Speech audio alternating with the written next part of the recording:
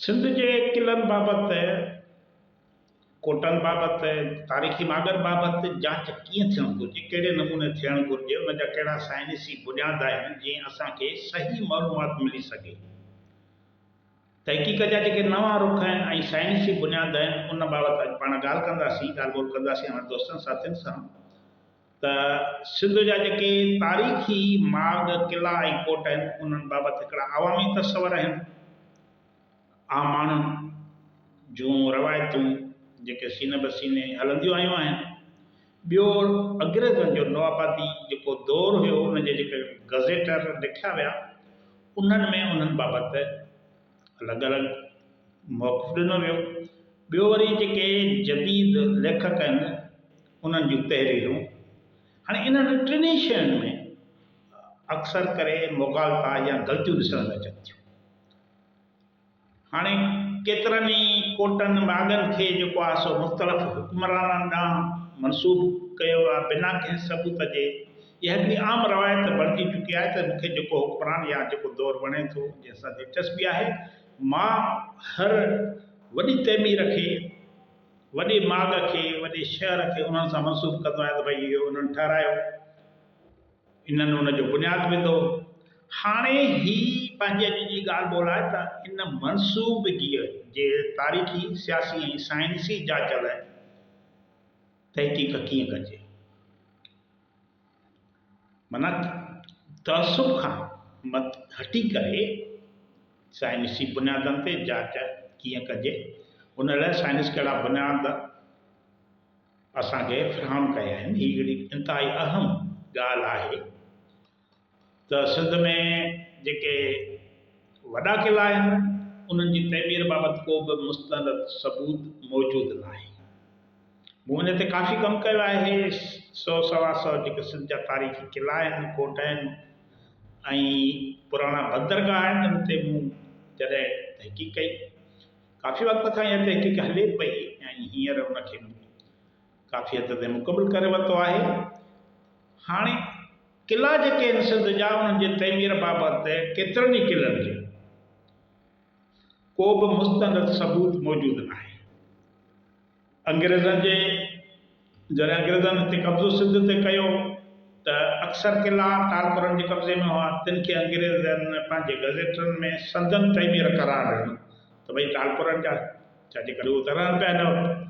अवामी रवायतुनि में बि इहो रहियो आहे त हर वॾी तइमीर खे आम माण्हू वक़्त जे बादशाहनि सां मनसूब कंदो आहे ऐं इहो रुझान जिते किथे सिंध में हर हंधि मौजूदु रहियो आहे त जेकॾहिं का बि चङी ॻाल्हि, चङो कमु हूंदो आहे त इहो असांजे साईं, असांजे बादशाह, असांजे वॾेरे, असांजी मीर पीर कयो बिना कंहिं जांच जूच जे। हाणे असां वटि वॾा क़िला जिन में बाबति इबहाम मौजूदु आहे, रनी कोटा, कोटड़ी जिया, इमाम गढ़ा, लूणी कोट आहे। इन्हनि जी तइमीर बाबति किताबनि में को ज़िक्र नथो मिले। मौजूदा किताबनि में उन खां अॻु जेके तारीख़ूं लिखियूं आहिनि उन बाबति को बि ज़िक्र मौजूदु नथो मिले त इहे कंहिं तइमीर कराया। पोइ हर लेखक, मुहक़िक़, तारीख़दार पंहिंजे लेखे उन्हनि जा सन ॾियण जी, तइमीर जी जा साल ॾियण जी, हुक्मरानीअ जो दौरु ॾियण जी कोशिशि कई आहे। हाणे इहे तारीख़ी ग़लतियूं आहिनि ऐं ख़ासि करे इन्हनि में नस्ली तअसुब मौजूदु रहियो। हाणे पाकिस्तान ठहिण बैदि कुझु लेखकनि बिना जांच जे क़िलनि खे कुझु हुक्मरान घराणे ॾांहुं मनसूब कयो। इन्हनि लेखकनि ते अॻु ई नस्ली तअसुब जो बि इल्ज़ाम हुयो, जंहिं सबबि संदन दावाउनि जी ग़ैर जानबदार जांच ज़रूरी आहे। तारीख़ी विरसे जी मनसूबगी खे तअसुब खां पाक साइंसी बुनियादनि ते परखण वक़्त जी अहम ज़रूरत आहे।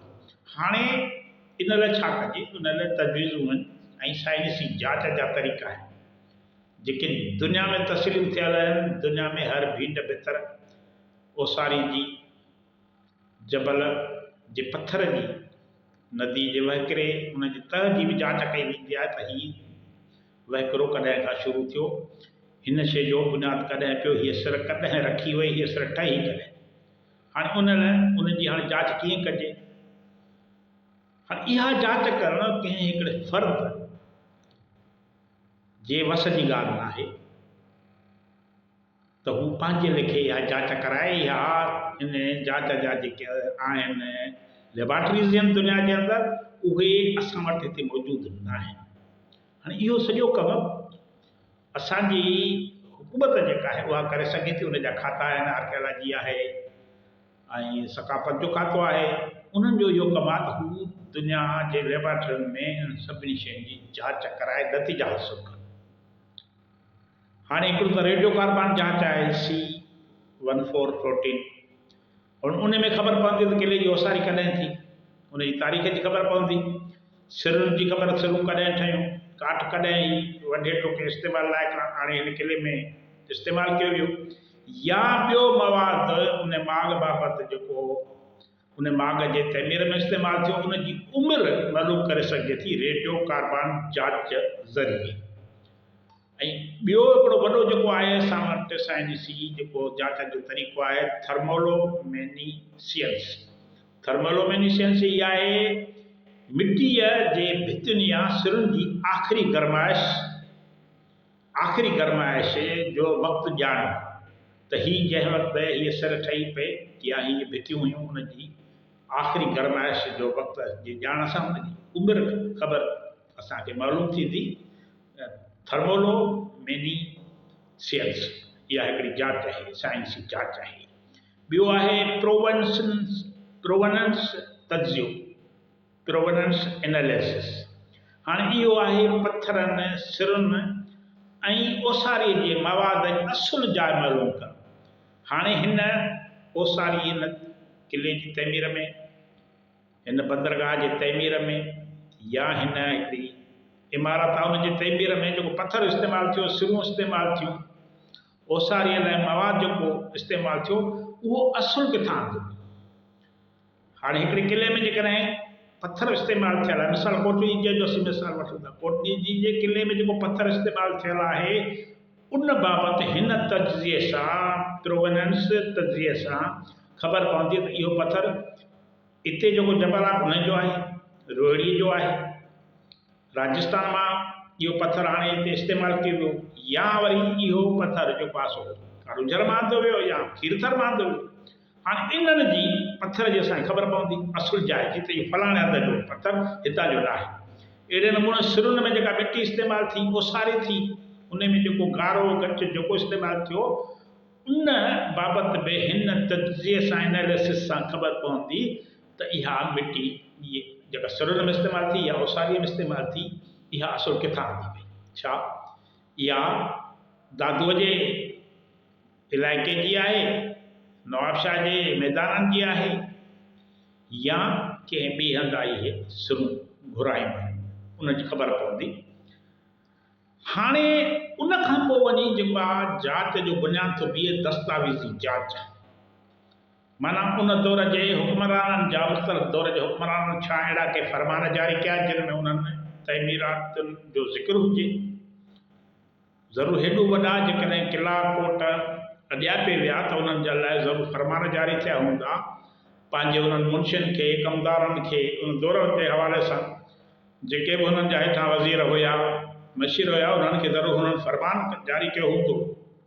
का लिखत में साबिती आहे, का रिपोर्टूं आहिनि उन दौर जूं, या उन दौर में जेके किताब लिखिया तारीख़ बाबति छा उन दौर जे, हाणे न, उन दौर जे किताबनि में अहिड़ो को सबूत मौजूदु आहे त हीउ किलो फलाणे बादशाह सलामत जे हुकुम ते तइमीर थियो, फलाणे वज़ीर हुन जी निगरानी कई ऐं ही शयूं जेके से हिन में इस्तेमालु थियूं। त माना इहे जेके जांच जा तरीक़ा आहिनि, रेडियो कार्बन, थर्मोलोमेनिसेंस ऐं प्रोवेनेंस तज्ज़ियो, इन्हनि ऐं ॿियो दस्तावेज़, इन्हनि जे बुनियाद ते असां नतीजो कढी सघूं था त सिंध जे तारीख़ी किलनि सां जेके मनसूब मौजूदु रवायतूं आहिनि उहे उन्हनि जो को बुनियादु आहे या बेबुनियादु आहे। उन्हनि जी साइंसी, तारीख़ी ऐं दस्तावेज़ी जांच ज़रूरी आहे। तारीख़ रुगो ज़बानी रवायतुनि ते नथी भाड़े सघिजे। तारीख़ लिखण वक़्तु रुॻो ज़बानी रवायतुनि ते नथो भाड़े सघिजे, पर आलमी मयारनि ते जेका जांच आहे, जॾहिं उन्हनि बुनियादनि ते तारीख़ लिखबी त दुनिया उनखे तस्लीम कंदी। सिंध जे विरसे जी सचाईअ लाइ हर भीड ऐं भितर ऐं पथर जी तारीख़ लिखणु वक़्त जी तक़ाज़ा आहे। ऐं इन लाइ असांखे जेके बि साइंसी तरीक़ा आहिनि, इहे हुकूमत खे उन लाइ अॻु भराए वठणु घुरिजे, उन खां पोइ ई पाण इहो करे सघूं था। त बाक़ी हाणे मां पंहिंजे ॾिसनि जी बुनियाद ते मां हिकिड़ी ॻाल्हि कयां, ॿियो तारीख़दान या मुहक़िक़ या लेखक जेको आहे उहो पंहिंजी ॾिसनि जी बुनियाद ते त इहे शयूं निबिरी नथियूं सघनि, न को तारीख़ सही ऐं सरबस्ती लिखी सघिजे थी। अव्हां जी वॾी वॾी महिरबानी।